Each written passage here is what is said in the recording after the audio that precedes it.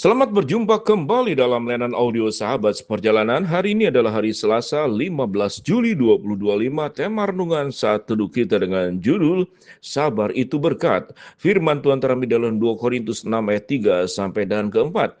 Dalam hal apapun kami tidak memberi sebab orang tersandung, supaya pelayanan kami jangan sampai dicela. Sebaliknya, dalam segala hal kami menunjukkan bahwa kami adalah pelayan Allah, yaitu dalam menahan penuh kesabaran dalam penderitaan, kesesakan, dan kesukaran. Mari kita berdoa.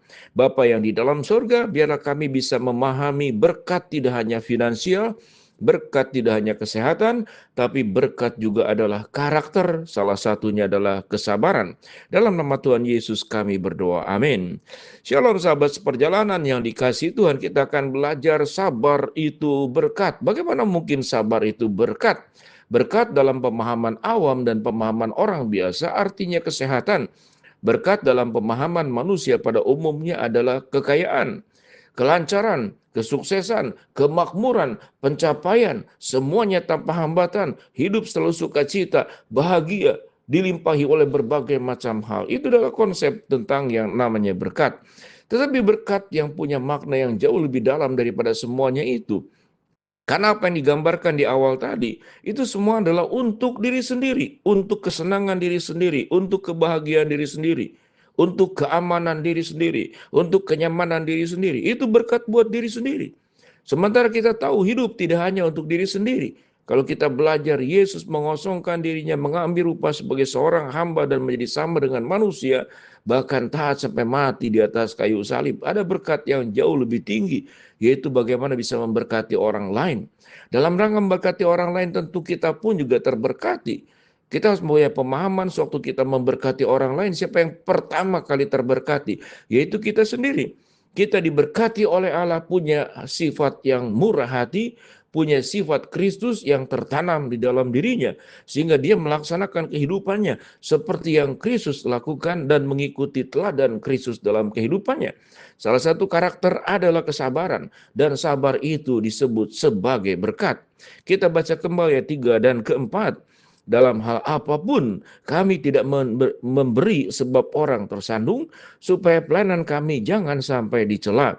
Sebaliknya, dalam segala hal kami menunjukkan kami sebagai pelayan Allah, yaitu dalam menahan dengan penuh kesabaran penderitaan, kesesakan, dan kesukaran. Ada 3 unsur di sini. Sabar terhadap apa? Yaitu penderitaan, kesesakan, dan kesukaran. Penderitaan, kesesakan, dan kesukaran adalah bagian yang tiap hari kita temui, yang tiap hari kita hadapi. Lalu apa yang dimaksud dengan sabar? Sabar itu sahabat perjalanan tidak berarti seperti menyerah kepada nasib, lalu kita menjadi orang yang tidak berdaya. Ada sabar yang pasif, ada sabar yang aktif. Sabar yang pasif itu sesungguhnya adalah menyerah kepada keadaan, dan itu tentu sesuatu yang kurang baik. Tetapi yang disebut dengan sabar yang aktif adalah sabar, namun berarti kita tidak patah semangat. Sabar tidak sama kemudian kita menjadi berdiam diri. Sabar kemudian membuat kita tidak lagi berkarya. Sabar kemudian kita menjadi malas untuk melangkah, dan kemudian menghadapi dengan gagah berani setiap penderitaan, setiap kesulitan, setiap kesukaran. Sabar itu artinya kita tidak menyerah. Sabar juga berarti kita mempercayai bahwa kita akan jadi pemenang menghadapi kesulitan, kesukaran, dan persoalan-persoalan hidup yang dihadapi. Itu yang dikatakan Paulus. Khususnya tentu Paulus di dalam pelayanannya. Ayat yang berikut dikatakan dalam menanggung dera, dalam penjara dan kerusuhan, dalam berjerih payah dan berjaga-jaga dan berpuasa.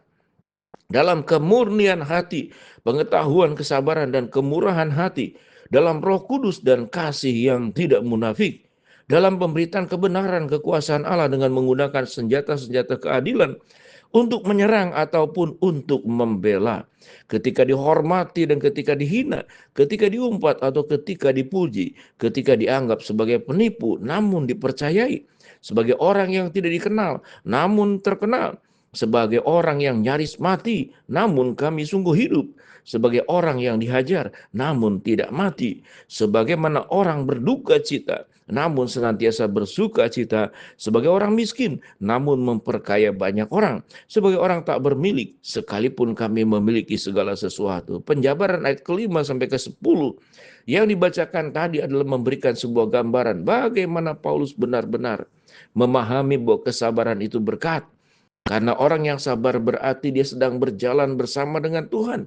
Dia tidak sedang berjalan dengan emosinya. Dia tidak sedang berjalan dengan ambisi pribadinya. Tapi orang yang sabar itu sedang berjalan dengan Tuhan. Dalam menghadapi seluruh keadaan kita tetap menjalankan kehendak Allah. Kita tidak menjadi orang yang patah hati. Kita tidak menjadi orang yang kemudian kepahitan. Kita pun tidak menjadi orang yang dendam.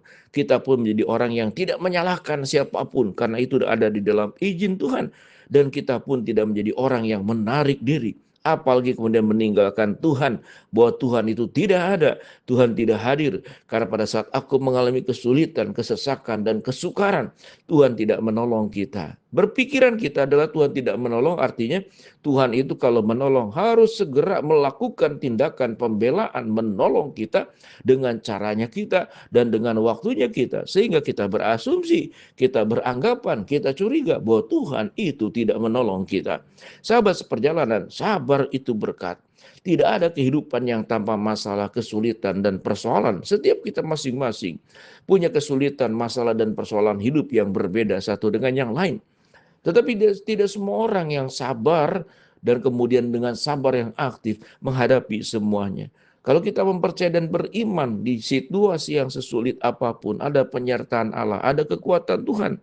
Kalau Tuhan izinkan kesulitan itu tetap ada, maka Tuhan punya maksud dan kehendak, dan ada kekuatan Tuhan supaya kita sanggup untuk menghadapinya yang Tuhan limpahkan kepada kita. Itulah yang disebut dengan kesabaran. Sahabat seperjalanan, memang iblis sangat suka sekali untuk menghancurkan orang, untuk meninggalkan Tuhan, untuk melawan firman Tuhan, untuk tidak taat kepada Tuhan. Yang diumbar adalah tentang dirinya. Lalu dikatakan engkau sebagai orang yang dirugikan, maka oleh sebab itu balaslah. Engkau sebagai orang yang dirugikan, tapi Tuhan tidak membela kita, maka tinggalkanlah Tuhan. Itu suara-suara kegelapan yang akan hilir mudik di telinga kita, hilir mudik di pikiran kita, hilir mudik dalam kehidupan kita, mengelilingi kita. Rasa takut, rasa khawatir, rasa cemas, rasa tidak percaya. Akhirnya membuat kita menjadi orang yang kalaupun tidak menjadi orang pemarah, lalu menjadi orang yang patah hati. Tetapi orang sabar itu tidak pemarah, dan orang sabar itu tidak patah hati. Dia tetap mempercayai ada pertolongan Tuhan pada waktunya. Ada kemudian cara Tuhan yang paling tepat yang melebihi cara kita di dalam menghadapi setiap persoalan dan masalah yang ada. Sahabat seperjalanan, ingatlah kalimat sabar itu berkat. Seseorang yang sabar, maka hati dan pikirannya jernih, bening. Hati dan pikirannya tidak kemudian dipenuhi oleh kebencian, kemarahan, kegelisahan, ketakutan, tapi dipenuhi oleh damai sejahtera dan kasih setia Tuhan yang hadir di dalam diri setiap orang percaya yang memahami bahwa sabar itu berkat, sebagaimana itu dibuktikan oleh Rasul Paulus di dalam pelayanannya yang sangat luar biasa. Dari 2 Korintus 6 ayat yang pertama sampai ke-10. Sahabat seperjalanan, silakan baca bagian ini berulang-ulang. Pahami firman dengan tenang, diulangi, biarkan Roh Kudus berbicara kepada kita selain mendengarkan renungan sahabat seperjalanan saat ini. Kita berdoa.